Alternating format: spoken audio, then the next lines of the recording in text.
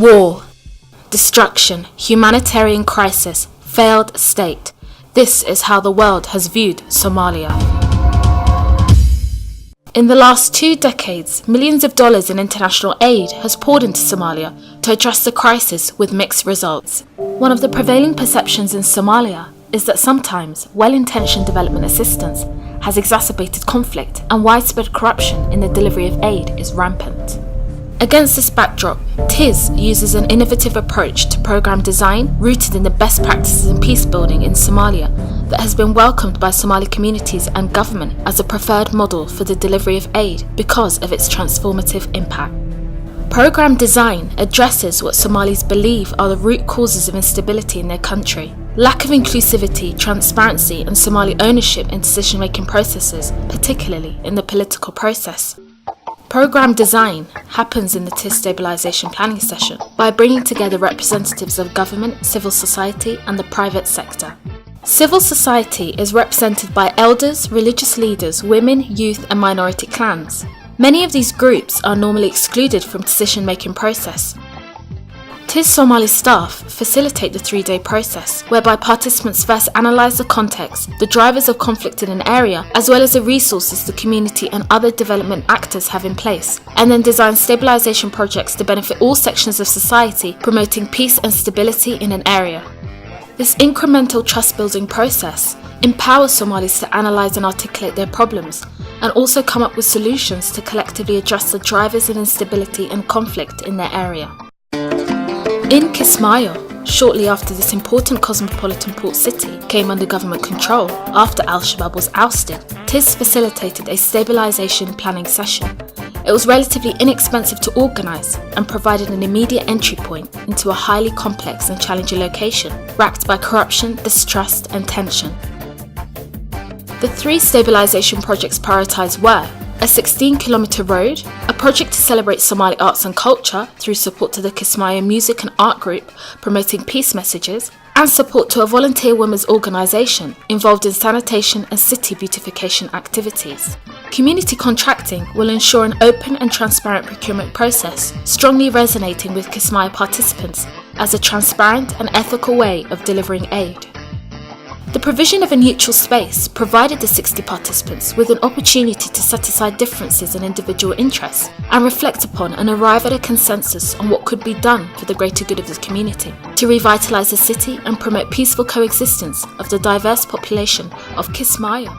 Halima Awad, a participant at the Kismayo planning session, said, TIS is different from other programs and has provided us with a budget. Now we, the community, must decide on which stabilisation projects to implement for the greater good of all who live in this community. Here in Las Anod, a town in eastern Somaliland, is about a day's drive from Hargeisa. A planning session was held in March 2014. Development agencies have been wary of working in Las Anod because of the perceived insecurity and the complex political wrangles that pit Las Anod in a 3-way struggle for territorial control between Somaliland, Puntland and Khartoum State. At the planning session, TIS was able to engage with the community using a conflict-sensitive approach, mapping out the conflict dynamics and relationships between the different social groups in Las Anod, thereby ensuring that stabilisation projects did not create or aggravate divisions. By facilitating a process whereby communities were able to analyse their own problems and declare resources, they've been able to mobilise to address them. TIS then focuses on strategic interventions that could further incentivise further collaboration and cooperation between conflicting parties and the different social groups. The 35 participants prioritised 4 stabilisation projects, which were then taken to the wider community for validation, demonstrating project impact extending far beyond those selected to attend the planning session. One participant felt so inspired he wrote some traditional Somali poetry praising the work of the planning session. tiimkiina sharafta leh tababaraha gudiga inta meesha wada timi tiis waan salaamay tolkay nabadba tiisna mid baan oran tirayaal mashruuc oo la wada taaban karaya ugu taafulayso taabo gacal baan tuhulina siisay halka aad igsanayso fikirkaaga.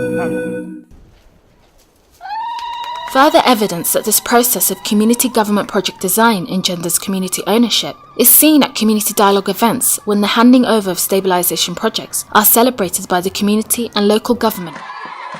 Somali cultural heritage plays a prominent role at every celebration, and instead of branding by the donor or implementing organisation, the spotlight is on Somali communities and government coming together to celebrate their achievements.